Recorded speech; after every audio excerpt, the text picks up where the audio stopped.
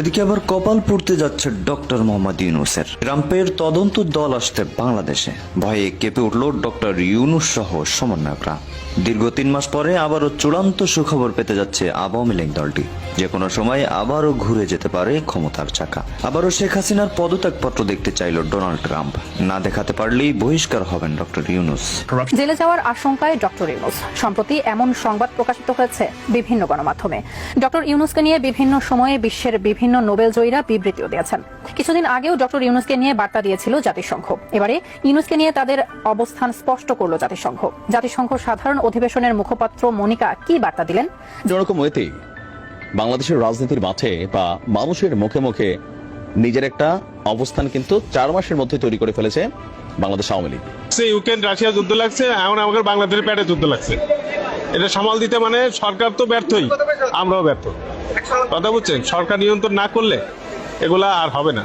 এই যে সরকার আছে আমাদের হটাও, এগুলো সরকারের যাতো না, এটি কোনো কাজ হবে না দেশে। এটা হলো সুৎখোর সরকার। এত রেকর্ড থেকে বছরের দেশের অবস্থা বলতেন না, মানুষের কাছে মাল বেচতে গেলে মানুষের সাথে ঝগড়া করার লাগে। আর দাদার ব্যাপারটা আর সাংবাদিকরাও খারাপ আছে। তারা কি করে জানেন, কোথায় একটা কেটে আর একটা লাগাই দিয়ে তারপরে মানুষের গিল্ডিতে ফেলে যায়। এটা সাংবাদিকের নিয়ম না, সাংবাদিক বলে খেলে। আমি জানতে চাই এটা।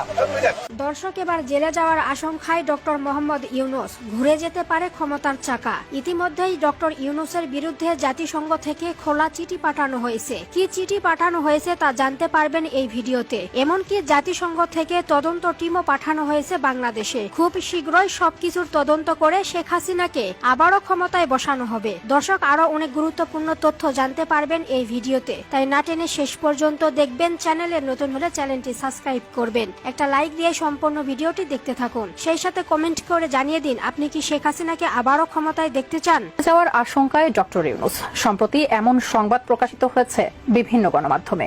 ডক্টর ইউনূসকে নিয়ে বিভিন্ন সময়ে বিশ্বের বিভিন্ন নোবেলজয়ীরা বিবৃতিও দিয়েছেন। খোলা চিঠি দিয়েছেন সাবেক মার্কিন প্রেসিডেন্ট বারাক ওবামাও।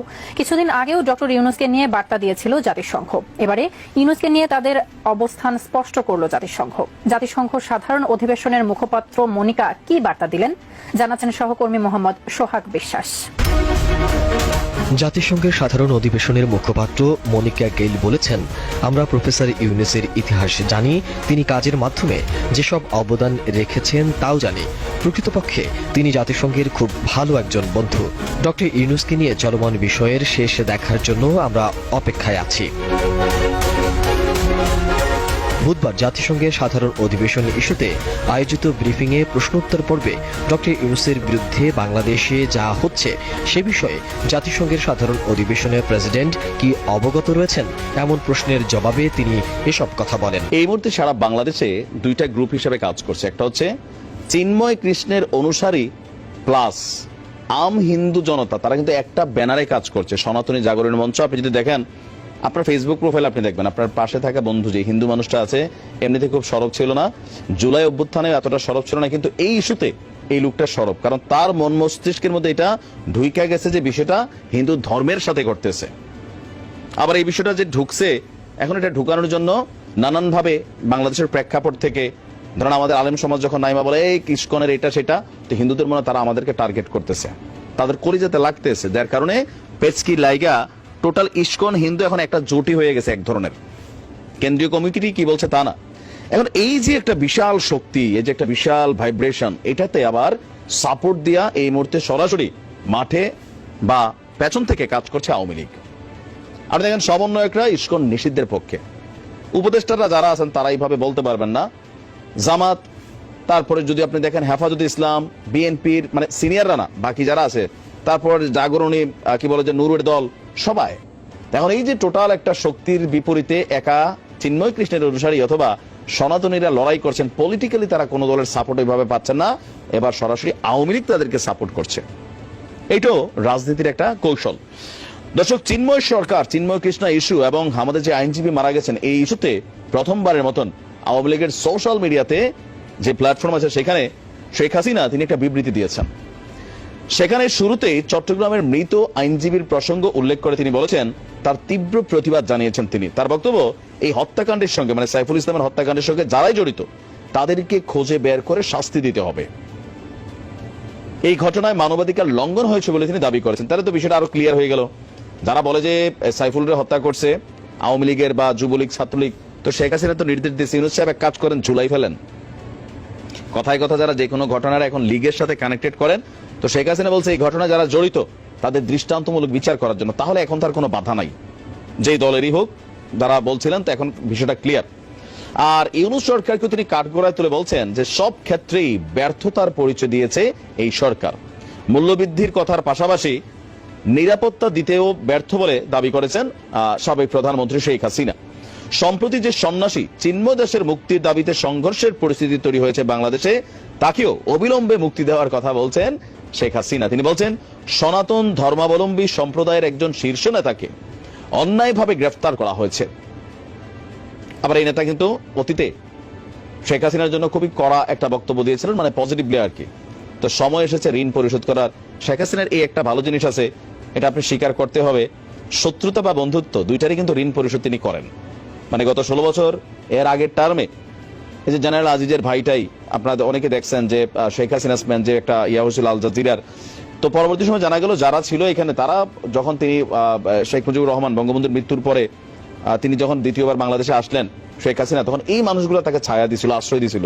তো তাদের জন্য তিনি কিন্তু অনেক করে গেছেন, তাই না? আবার শেখ হাসিনা যাদেরকে শত্রু মনে করেন তাদেরকেও তিনি টেকনিক্যালি সর্বোচ্চ লেভেলে নিয়ে কিন্তু সাজার ব্যবস্থা করেন, এইটাও প্রমাণিত। তো এই চিন্ময়ের বক্তব্য বা এই যে একটা ভাইব্রেশন, এটা কিন্তু আওয়ামী লীগ কাজে লাগাচ্ছে।